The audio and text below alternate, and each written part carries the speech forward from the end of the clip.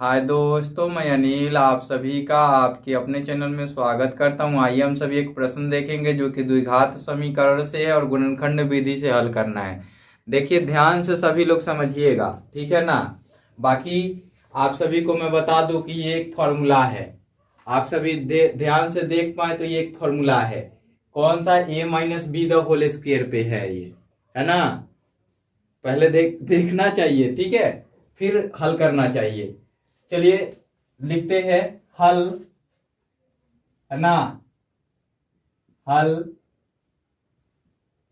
दिया है ना। समीकरण या द्विघात समीकरण ऐसा लिख सकते हैं। समीकरण क्या लिखा हुआ है?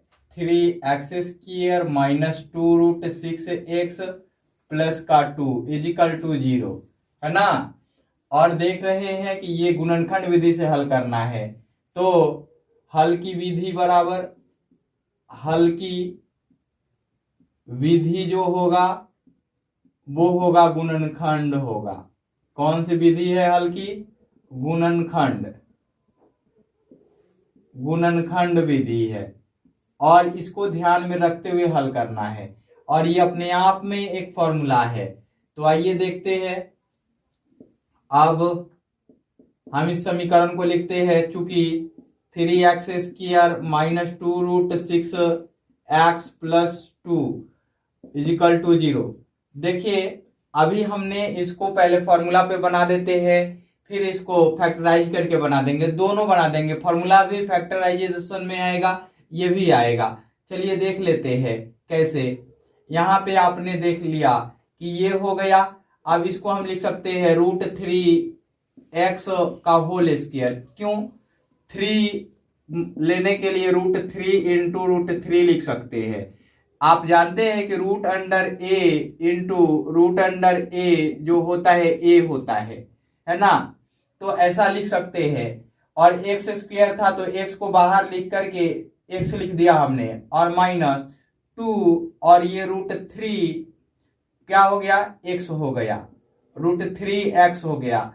और यहां हम इसको इंटू लिखते हैं और प्लस में √2 लिखते हैं। चूंकि ये √2 हो जाएगा तो यहां पे √2 लिख देते हैं। और आप सभी जानते हैं कि √a इंटू √b जो होता है √ab होता है ना। तो √3 into √2 is equal to √3 into 2 is equal to √6 होगा, है ना। ये आप लोग समझ पाए होंगे, है ना। ये अपने आप में एक फॉर्मूला है, और इसका होल स्क्वायर कर देते हैं इज इक्वल टू 0 कर देते हैं। अब आपने देखा a² माइनस 2ab, ये b² है ना। समझ आ रहा है ना। चलिए ये हो गया √3x, और ये हो गया माइनस का √2 का whole square is equal to 0, है ना। क्या हो गया? ये हो गया ये मान। अब x का मान 2 आएगा तो पॉजिटिव और निगेटिव दोनों मान आएगा। क्या आएगा? पॉजिटिव और निगेटिव दोनों मान आएगा। तो इसको हम लिख लेते हैं एक बार ऐसा करके, √3x, और मूल सामान भी आएंगे तो एक ही मान लिख देंगे, कोई दिक्कत नहीं होगा। हमने √3x लिखा और √2 लिखा, फिर एक बार इसको लिख सकते हैं ना ऐसे, √3x और माइनस √2 लिख सकते हैं ना। इंडिविजुअल 0 कर सकते हैं या ऐसे कर सकते हैं। तो आप दोनों में से कोई एक लिखेंगे, दोनों का मान सेम ही आना है। तो हमने क्या करना है, इस स्क्वायर रूट को हटाने के लिए इस यहाँ स्क्वायर रूट इधर भी ले लेते हैं, है ना। स्क्वायर को हटाने के लिए स्क्वायर रूट ले लेते हैं। इधर क्या करते हैं, स्क्वायर रूट ले लेते हैं, इधर भी हम स्क्वायर रूट ले लेते हैं, ठीक है ना।